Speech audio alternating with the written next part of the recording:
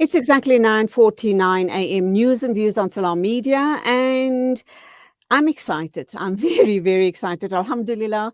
Starting tomorrow, it is Women's Month. And as we have been doing here at Salaamedia over the past few years, we have host presenters coming in and doing an amazing job presenting for us throughout August, which is Women's Month.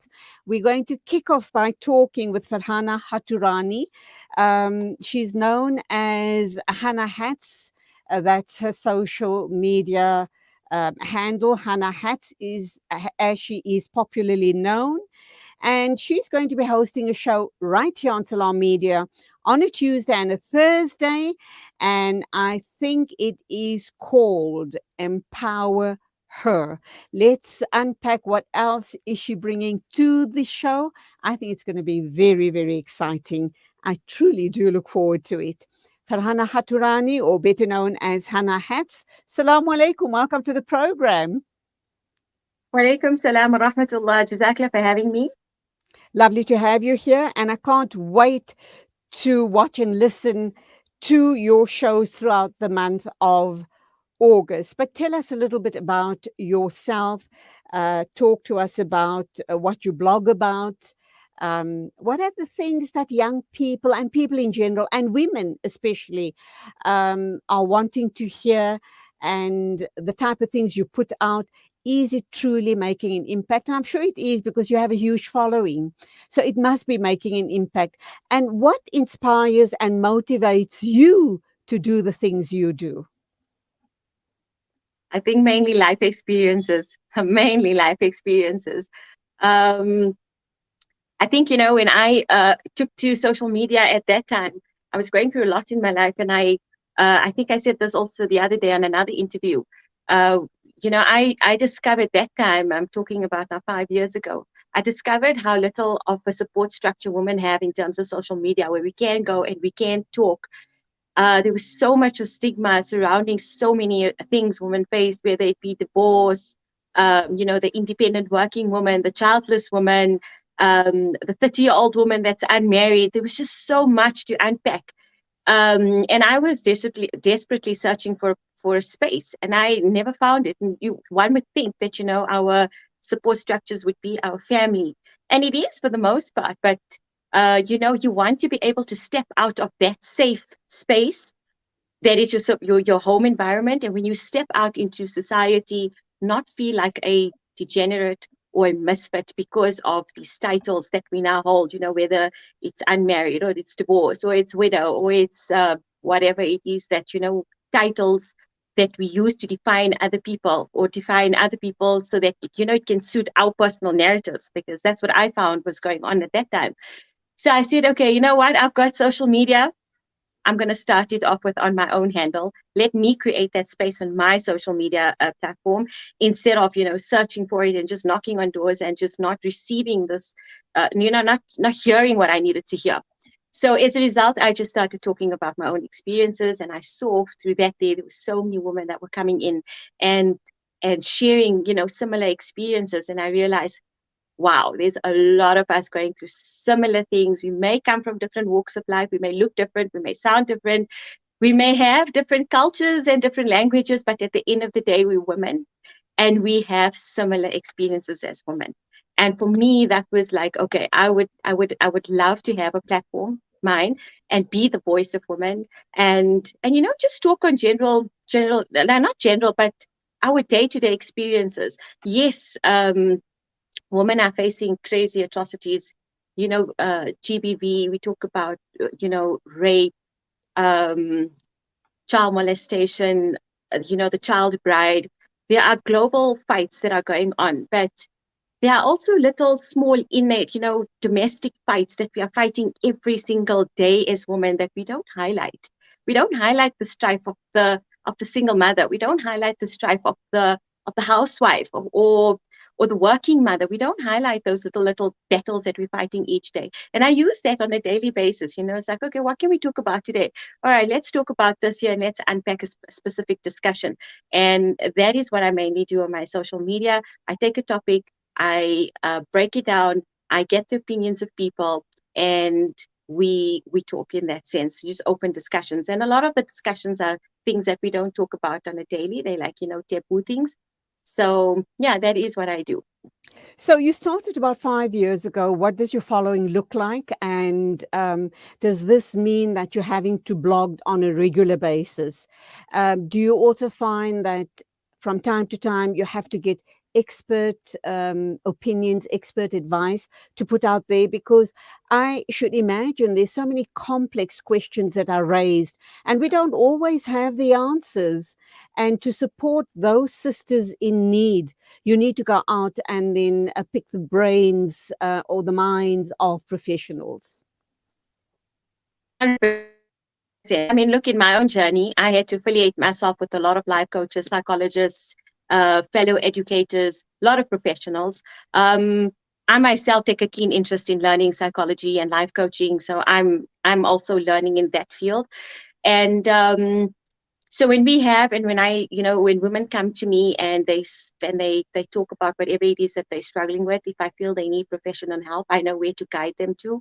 I know it's going to be a matter of either a life coach situation or a psychological, them needing psychological assessment from a psychological perspective. So yeah, I don't work alone. I have a plethora of women backing me up in my work. And in terms of my platform and the audience, I got asked this. It's like, you're an alpha and you have men Oh, following. And mashallah. yes, I run my own madrasa. We forgot to say Subhanallah. that. If my Subhanallah. friends, if my friends were listening to this, they'll be like, "You forgot to say the main thing, that you actually run your own madrasa and that you actually teach." But yes, I Okay. do that as well. And I said this, when this came to me, that it is pointless if my platform only addresses women, because we need to talk to men. We need to have these conversations with men. They need to be in on the conversations as well, because, I mean, we have to work hand in hand. We need men to make a difference as well. If I'm just going to talk only to women, it's going to be pointless. So that is, it's an open platform. Anyone can follow and anyone can join in on the discussion. Okay, what's your following like? And you're also going to tell me, inshallah, what you've got planned for your programs right here on Salaamedia. When you're asking me what's my following like, are you looking for my like stats and my numbers? Because I Yes. really don't focus on that. No, I'd I like to know, know, just as a matter I of know. interest. Um, I know my Facebook has like over 5,000 followers or something like that there, and then my Instagram has about 3,000. It's not as massive as other people, but it's a significant amount. We see it making a difference, because I always say it's not how many people we get, even if we manage to change one one person's life, that has a ripple effect. And if it's just one woman Absolutely. that I can reach, that I can make a difference to, remember, from her, she passes on that baton, and she passes on that to her child and to future generations. So that is my social media platform. And what we aim to talk about, what I aim to talk about, and I think I spoke to the producers about this, is that I think, probably with all the other ladies coming on, I'm not going to be the only host, in honor of Women's Month. There's going to be some other wonderful ladies coming on and also hosting their discussions. We hear a lot of, like I said, we address a lot of problems or issues or struggles or challenges that women do face, but very seldom do we address women and say, look here, I think the first change does start with us. When we are knocking on the doors of everyone else and saying, look here, listen to us, we need this change, men, wherever it is, and we say we need this change, but sometimes a lot of our own struggles um, start with us, and the way we process and the way we view life and the way we overcome situations. And I feel that there's massive power in that there. So it's accountability. I want to talk to women from a level of, women, we are accountable. We do have the potential to change our own story. It's not always someone that's going to come there and fix it for you. So, empowerment is that, yes, I can give a woman, I can educate her, I can say, you know what, Go out, go in and do that. That's one way of empowering someone. But another way of empowering someone is giving them the proper mindset to go out and just face life's challenges without breaking, without just becoming lost or just getting lost in the grand scheme of life. For me, that is really important to send that message. So, like I always say, madrasa and school starts at the lack of mother. And that alone for me is a massive power that we've been given. If I can just change the way that mother thinks on how she's going to raise that child to go out into society, that's a massive change right there. So I will focus and take it from that perspective. Sounds absolutely awful. I look forward to tuning in, to hearing what you have planned for us here at Salaamedia. And I truly, truly do look forward to it. Lovely talking with you this morning. Till tomorrow, then. It's your first show tomorrow morning. Am I right? Yes. And it runs for 2 hours. Yes, tomorrow they go. At Yes, 11 they slot exactly. me in first. Brilliant. Keep me in your advance. I know you will not disappoint. Look forward to it. You go well, and Assalamu alaikum to you. Jazakallah khair. Wa alaikum salam wa rahmatullahi wa barakatuh. And that brings us to the end of the show this morning. News and Views signing off. A big thank you to you, Nasreen Naidu, and of course the guy behind the controls, Abdul Salam. Thank you indeed. All I can say is, guys, be safe on the roads. It's madness out there. We've heard of all of the protests.